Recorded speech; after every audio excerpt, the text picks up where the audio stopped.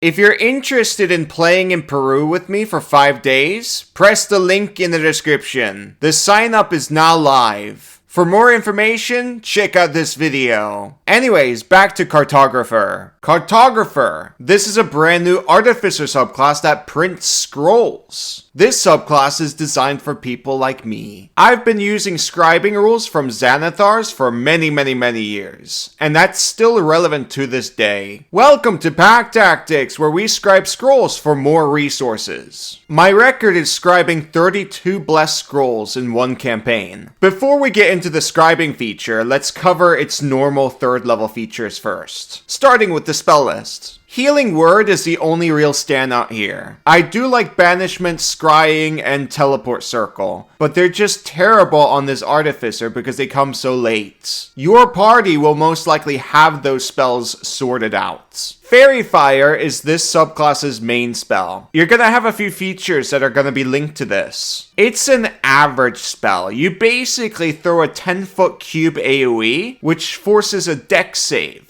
On a fail, the enemies light up and everyone in the party, including you, have advantage on attack rolls against them for a full minute. It is concentration, by the way. The power of this spell really depends on the party, and that's really what this subclass relies on. It goes really into the support role, but with multiclassing, we can change that role into something more useful like control. Anyways, now let's get into the proper features. Adventures Atlas. Whenever you finish a long rest while holding Cartographer's tools, you can use that tool to create a set of magical maps by touching at least 2 creatures, up to a maximum number of creatures equal to 1 plus your intelligence modifier. Each target receives a magical map, which constantly updates to show the relative position of all the map holders, but is illegible to others. The maps last until you die, or until you use this feature again, at which point any existing maps created by this feature immediately vanish. While carrying this map, a target gains the following benefits. Awareness, the target adds 1d4 to its initiative rolls. Positioning, the target knows the location of all other map holders that are on the same plane of existence as itself. When casting a spell or creating another effect that requires being able to see the effect's target, a map holder can target another map holder regardless of sight or cover, so long as the other map holder is still within the effect's range. So usually you'll have 4 to 6 of these maps to hand out, which is basically everyone in your party. You're improving everyone's initiative by 1d4. That's huge. Having the party have a greater chance to win initiative is massive for control and damage. We want the enemies to be busy tackling our obstacles rather than us having to deal with whatever the heck they throw at us. Obviously, we don't want the dragon to win initiative and use his breath weapon right away while we're bundled together. That sucks.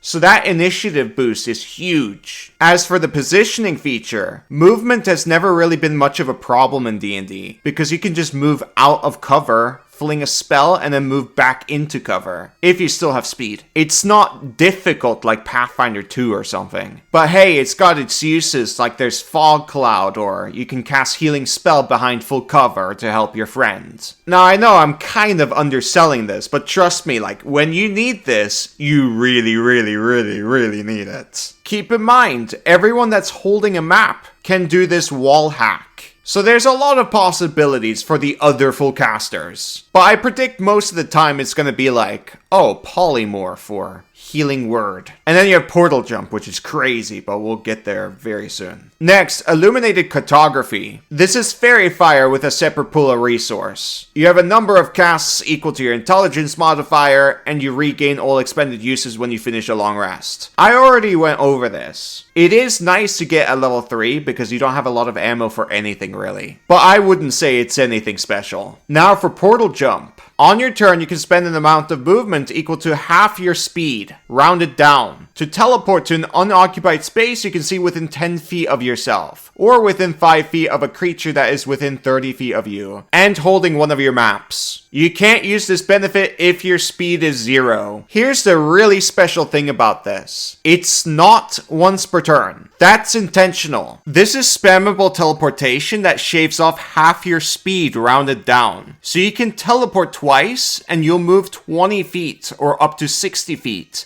depending on where your friends are. But usually, teleporting once 30 feet will be plenty enough. This feature makes tons of other teleportation features and spells look terrible. This isn't using any of your resources or your actions. And remember that positioning feature you got? That will in some cases let you teleport through full cover walls. So I highly recommend giving the map to an owl familiar, for example. That way you have tons more utility of teleporting up to places, or teleporting to places like previous rooms you were in case you get overwhelmed by enemies or whatever. Or it's just an easy gateway to get cover. I'm sure you can optimize this even more, but this is what comes to mind. Giving a Find Familiar a map just changes the whole movement meta. Because remember, in order to teleport to an ally, they only need to be within 30 feet of you. If your owl is just in the next room, then that's probably within 30 feet. And they have to hold the map in order for you to teleport like this. And you have to subscribe and like this video. That way we do better in the algorithm. Yay! Back to the video. Now we're gonna get into scribing. All you need in order to do this is proficiency in Cartographer supplies, which is something you get. Arcana for once isn't mandatory here, but you should still get it if you plan on crafting real magic items eventually. The scribing rules are the exact same as Xanathar's. It was never updated. Unlike the other magic items, scribing scrolls is actually a lot easier, especially as a cartographer, because their time required to craft scrolls are halved. Time is measured in days. A work day is 8 hours. So it normally takes a day and 25 gold to make a first level scroll. With your feature, it takes half a day to make a first level scroll, so it's 4 hours. That's really easy. Some people will say no, it's still 8 hours. But that doesn't make any sense, because why would the designers give you a dead feature until level 5, when you get second level spells? I don't think handing out an early dead feature is intended. It's 4 hours, so every day you can easily make a first level scroll, especially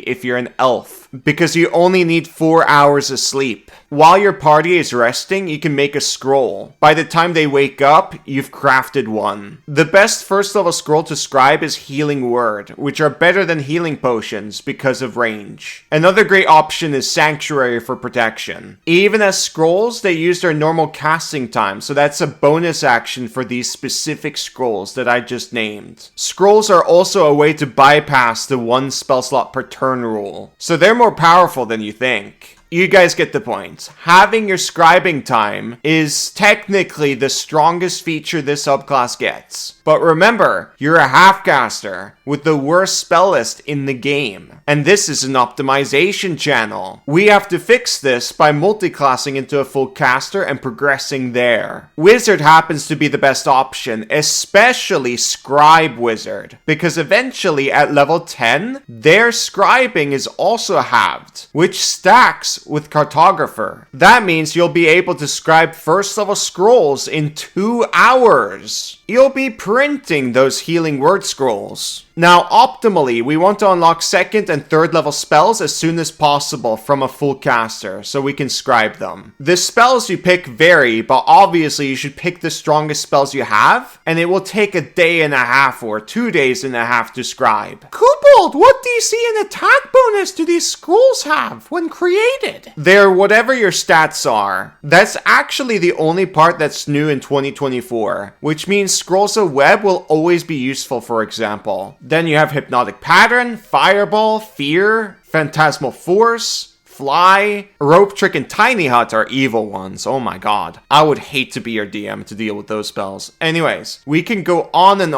And that was just through the wizard spell list. If you did something funky like, I don't know, cleric levels, then you can craft a Revivify scroll, which is mandatory if you're able to do it. Why would all of this be useful? This is a ton more extra resources, and your party can maybe use these scrolls as well. The Fiend Warlock, for example, can use one of your Fireball scrolls when they run out of pack slots. Optimally, this isn't extra resources for you, but also for your entire party as well. If everyone can cast Healing Word, and you have 30 Healing Word scrolls, then oh my god, arm everyone with Healing Word scrolls. And remember, casting through a scroll bypasses the 1 spell slot per turn rule. Oh my god, Cobalt! Communism! It's just basic teamwork to care about your party's overall resources and create more of them. You guys get the point, we should move on. Now for the next feature. Well,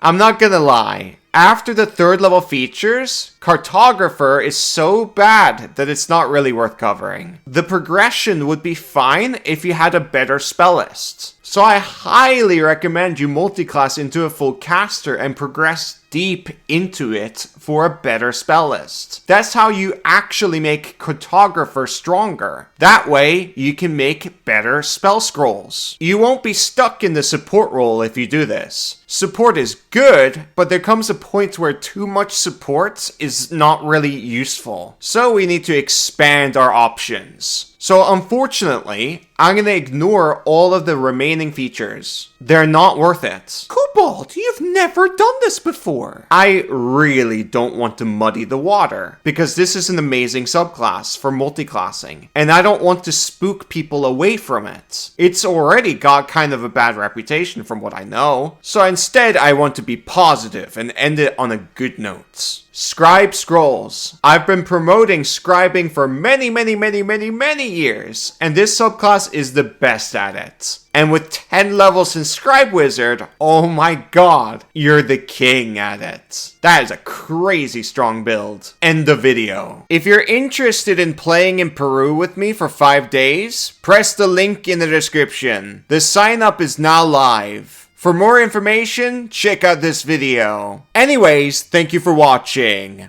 Bye-bye!